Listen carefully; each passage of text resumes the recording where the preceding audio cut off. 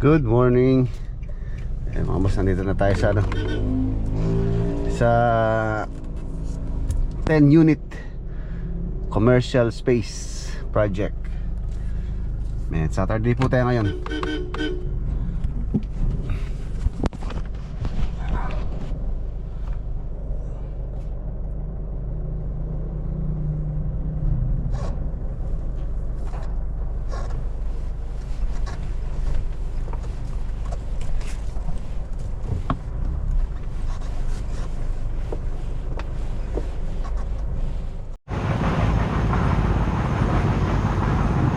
Ayan na mga boss, 10 unit.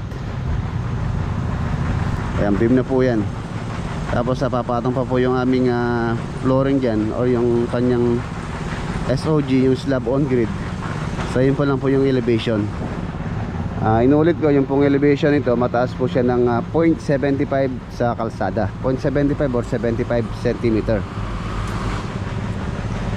Ayan, alas nagbe-beam na sila.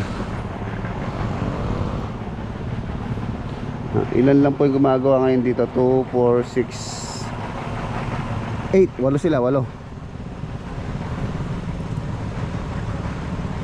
4 meters. 4 meters yung kanyang frontage, yung kanyang lapad, and then 8 meters yung haba. Tapos meron siyang CR doon sa likod. Meron din siyang open space para sa kanyang ventilation. Yun o. Alright.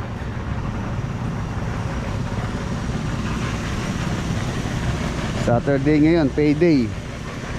So kahapon galing ako ng Pangasinan. Siyempre iniwan ko na po sa kanila yung kanilang weekly payroll hanggang ngayon, hanggang Sabado. Ayun na si Kuya Jeng Jeng, siya yung stillman.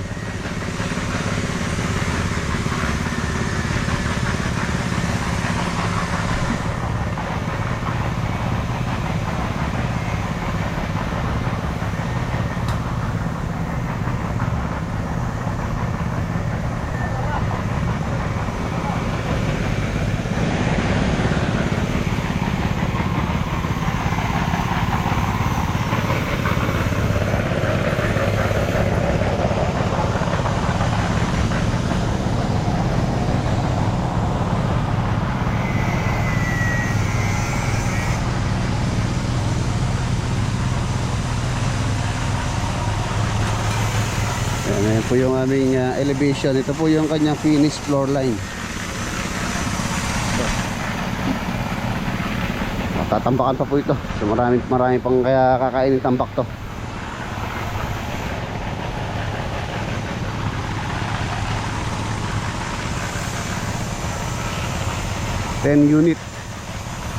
Ten unit commercial space, or commercial 10 unit stall.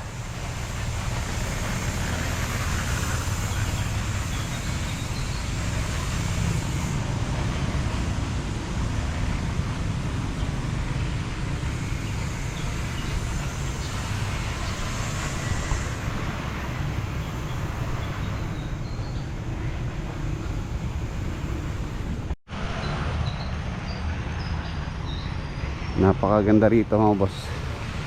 Kung lang hindi ako, wala lang tayong ibang proyekto, maganda po tumambay rito.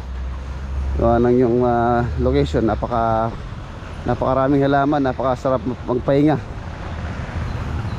And then silipin po natin yung ating construction garden. Meron po kaming dito garden. Silipin natin yung mga tanim.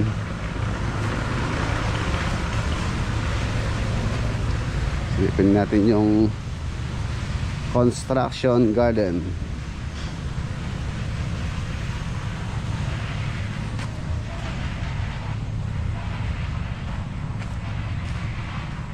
Ayan, ito po yung aming garden. Ayan, talong. May magandang may malalaki na. Meron din maliliit. Kailangan siguro naman ito pataba, fertilizer. Ayan. talong, sili, okra. Tapos may dala din akong butong pechay tsaka mustasa. Eto, ayan, tinanim na pala nila. Ayan, halos tumutubo na pala pechay tsaka mustasa po yan. So pagka po lumaki yan, so sila din naman po yung makikinabang dyan. Ay, may butas. Butas ano kaya to?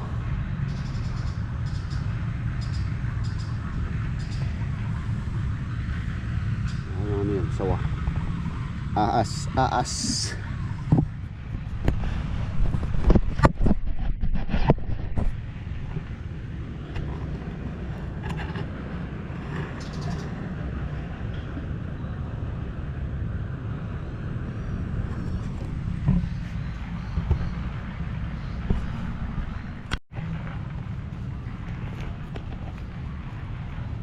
Medyo naninilaw yung mga talong. Kailangan ng ano to, abono. Kaya ano bibili akong abono, pataba. Meron din yung palaya dito. Ito yung palaya yung ampalaya kailangan na magawa ng balag to. Yung po ang palaya ayun ano na.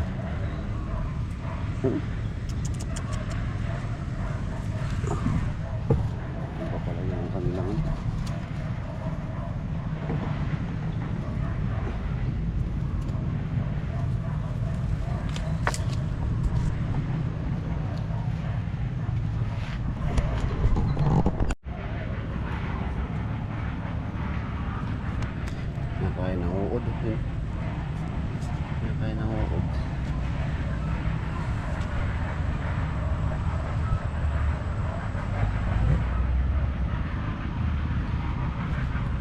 upo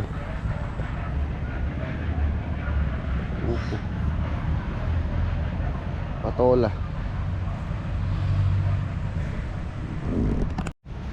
Ayan, update pala tayo sa mga alaga po namin bibi.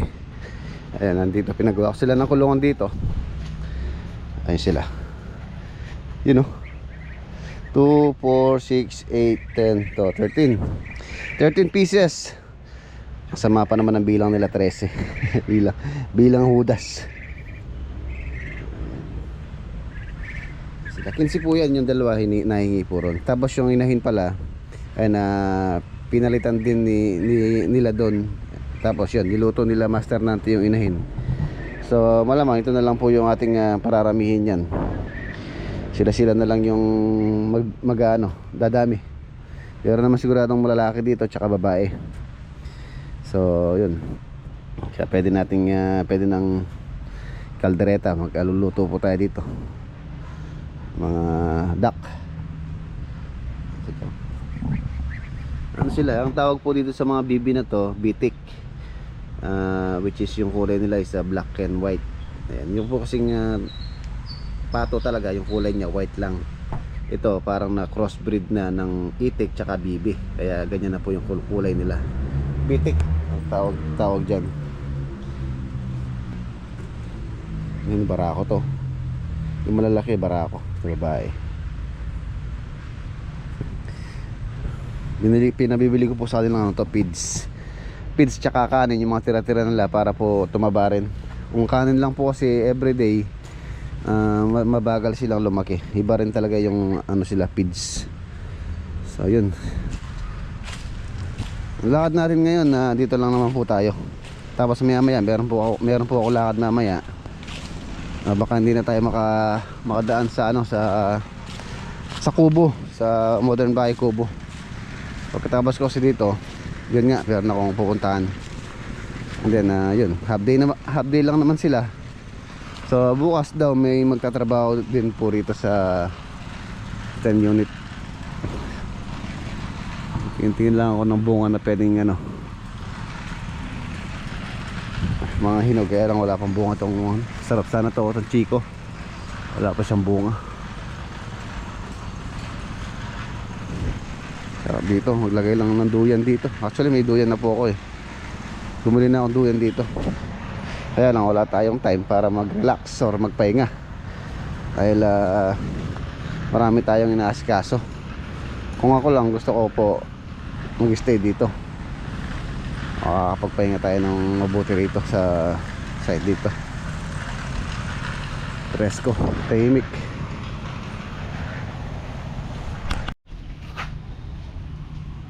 Ayan na, meron na naman tayong plano. Ayan, shoutout kay Chef. Ito yung plano ni Chef. Ayan, shoutout po. Tsaka kay Madam Soon. Ito po ito, plano. Okay, iwan na po natin sila. Meron lang akong lalakarin ngayon. Meron akong ka-meeting. And then baka umuwi na rin tayo. Update tayo sa bahay na lang. Let's go.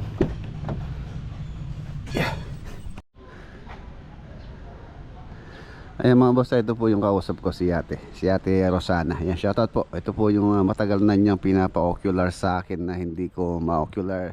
Siguro meron na pong 2 years ago. 2 years ago. Ngayon pag-uwi nilang ngayong 2025. So actually pa-uwi na po siya, pabalik na siya ng Monday. So yun talagang wala lang po talagang time. So ngayon sabi ko kay Ate Rosana na bibisitahin ko na yung kanyang gusto niyang pagawa. Ito po yung ito po yung bahay niya. So 2 unit po 'yan na sa kanila po 'yan, property na 'yan. Yan ang silang gustong i-extend eh. So excuse me po. Yan si Ate shout out. Ate Rosana. Videoan din kita para makita ng ko, mga anak ko. Ayan. Te, kamusta po? Ay, andito na ako kay Rex Vlog. Hamon! Picture ako lang. Ayan na, baka gusto niyo mong shoutout yung Ay, ano ba ito? May picture po na tate. Teka muna. Shout out sa mga Kuwait, yung mga nanonood sa Kuwait. Magaling na ko to, contractor. Ayan na, long time subscriber po natin si Ate Rosana. Siguro mga nung gusto pa lang tayo, no? Oo. Kasama nga ako sa rapon, nanalo ko 200. Sa Kuwait po siya. Basta gusto yung batiin yung mga anak nila. Ahmud! Salam! Salamat mama ka! Ani medyo the Rex Vlog! Pabalik na po siya sa Lunes sa Kuwait. So, ayan. Ito po yung pagawa ni Ate. Ayan, ito po yung gustong pa-extend ni Ate. Itong likod. Alak maglagay ng second floor din. Living, dining, and then kitchen. Tapos kwarto sa taas.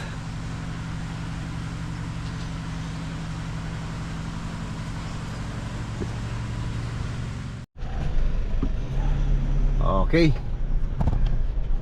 Tuloy tayo. Thank you po, thank you.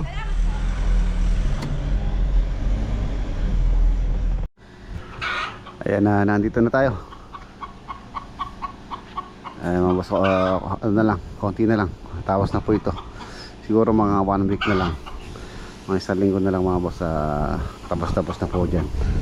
Sa taas, yung ano na lang doon. Yung pintuan doon sa CR. And then yun na lang mga accessories sa CR. Water closet, shower.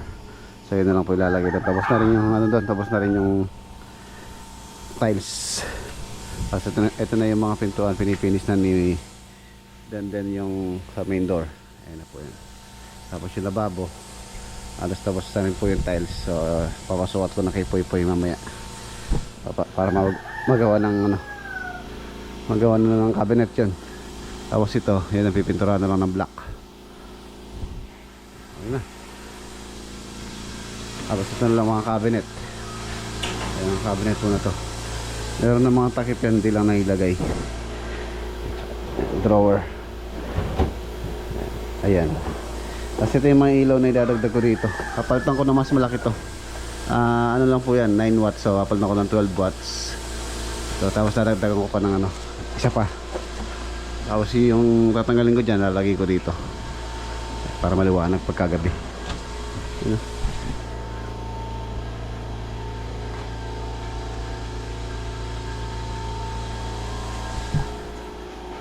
Yayamanin.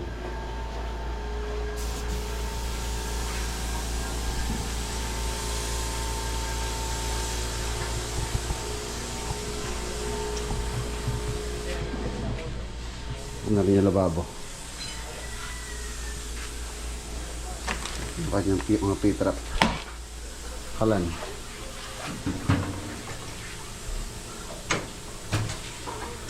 Battery operated yata to. Alam ko.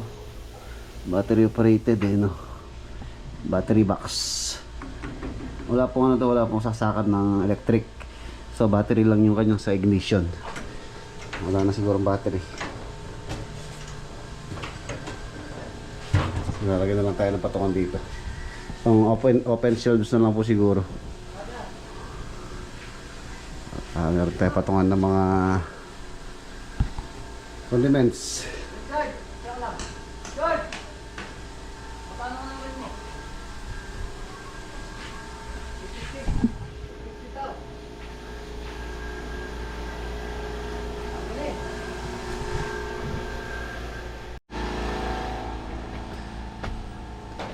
Naka-block na lang to.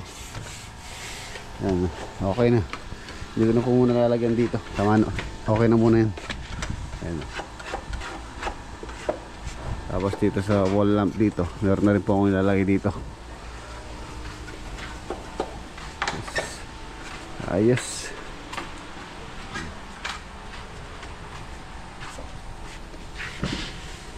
Tempered glass baka next week makuha na po yung tempered glass dyan. So ito na yung stuko.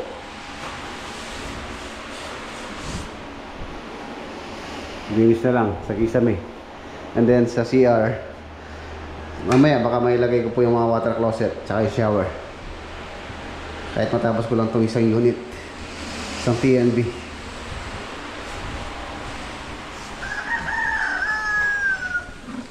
Kabila.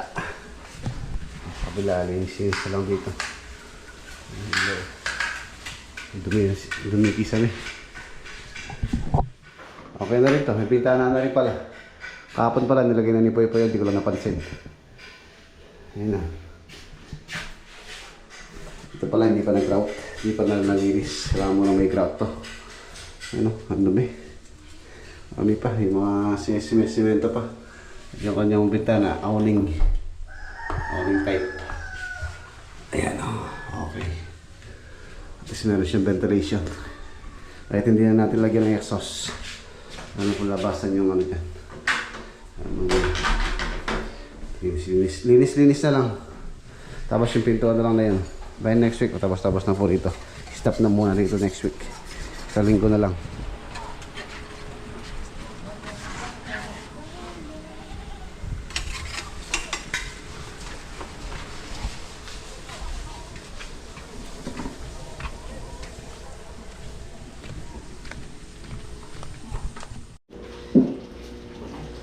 Ayan, nabila po tayo. Meron pala tayong pumasyal na bisita. Yan si Kuya Fernan. Welcome dito po sa farm. May pasyal mo rin. Balay natin, kasama rin niya sina Sir. Ayan. Kuya, merenda. Merenda muna. Maganda kayo. Guys.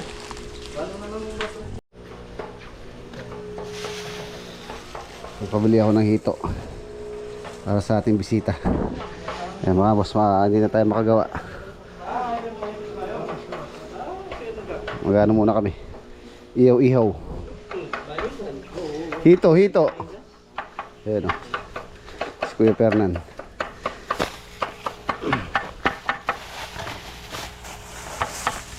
Sabi mo, ewan pa palinas. Wala mo sa lamagin. Ito ang asin. Yan o. Pero nahuli ito rami si Galway. Tapos ito. Ayan. Ang ating bisita, si Kuya Fernan. Bisita. Ayan, from Molonga po.